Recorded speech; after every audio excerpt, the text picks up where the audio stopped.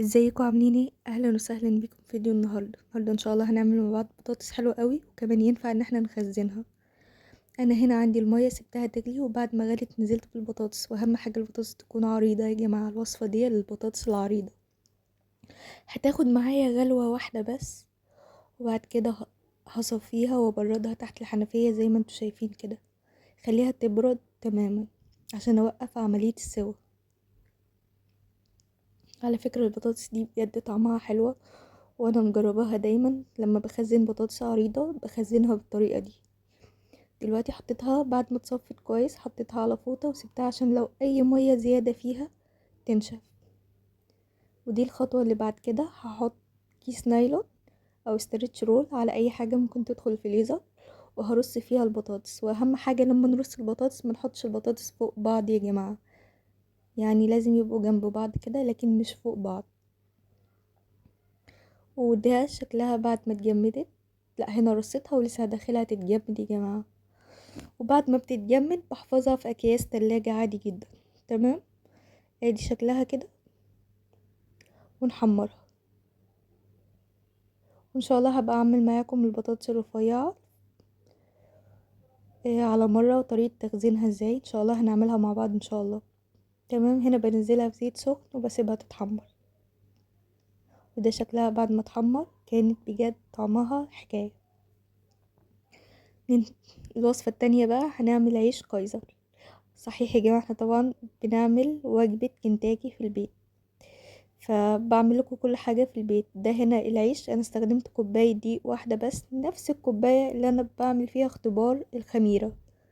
طبعا الاختبار عارفينه، عملناه مع بعض كتير. معلقة دقيق، معلقة سكر، معلقة خميرة فورية مع مية دافية، وبسيبها لما العجينة، لما الخلطة دي تلاقوها فارت كده من فوق وعملت رغوة كتير. هي بتعمل رغوة كده.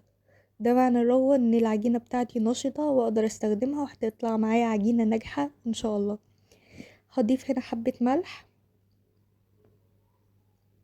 وهقلبهم مع الدقيق بتاعي كويس. انا طبعا كنت بوريكم المكونات، كنت بقولكم ان انا معايا معلقتين حليب ومعايا قطعة زبدة، ومجهزة كمان العلبة اللي انا هحط فيها العجينة تخمر. تمام. هعمل حفرة كده وهنزل بالحاجة بتاعتي. لو حابين تعجنوا بحليب خالص ماشي، لو حابين تعجنوا بمية خالص تمام شغال.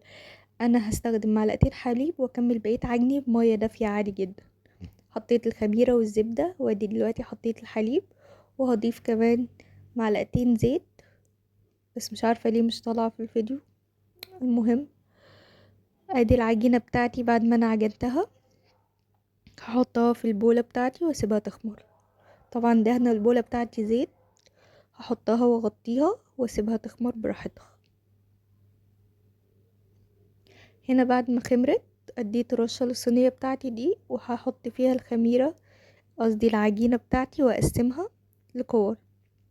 كوباية الدقيق دي يا جماعة جابت معايا بالظبط 4 كور، 3 كبار وواحد صغير. هقسمها بالشكل اللي انتوا شايفينه ده،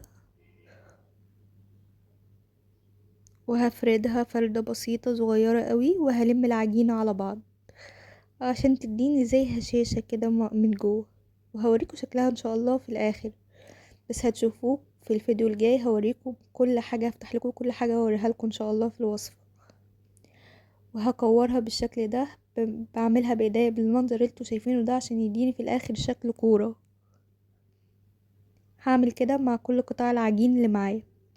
ادي شكلها يا جماعة. هغطيها دلوقتي بكيس وفوطة او استرتش رول، اي حاجة موجودة عندك، وهسيبها تخمر. هنا بعد ما خمرت هوريها لكم. هعمل بصوا الخطوة دي حلوة قوي، هتديكم لون حلو قوي للعجينة. هنا عندي حباية لبن، هحط عليهم ربع معلقة سكر، وهدوبهم مع بعض وادهن بيهم وش العجينة. ده بقى بديل للقهوة سريعة الذوبان والبيض وكل الحاجات دي. بس هتلاقوا فيه كام نقطة زيت كده، فده من الطبق لاني كنت ساندة فيه الفرشة اللي انا دهنة بيها، فعادي هو ما ضايقنيش وطلع لي برضو العجينة بتاعتي حلوة. لما تدهنوا بقى يا جماعة، ضروري اي عجينة هتدهنوها معاكم، مش شرط العجينة دي طبعا، ادهنوها بالراحة، بلاش تدهنوها جامد، تدوسوا جامد مثلا بالفرشة عليها عشان ما تهبطوش الهواء اللي فيها. تمام. هدي بعد كده رشة سمسم ورشة حبة البركة.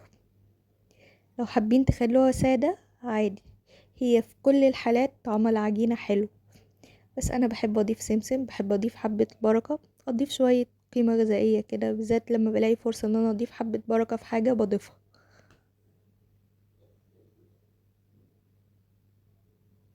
وهدخلها على درجة حرارة 200. اخدت معايا يا جماعة بالظبط حوالي تلت ساعة او نص ساعة بالكتير، مش هتطول معاكم. اول ما تطلعوها غطوها عشان تبقى طرية معاكم، لو حابين تدوا رشة مية وبعدين تغطوا عشان تبقى طرية اكتر تمام شغال.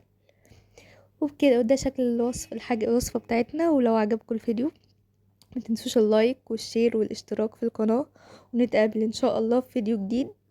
مع السلامة.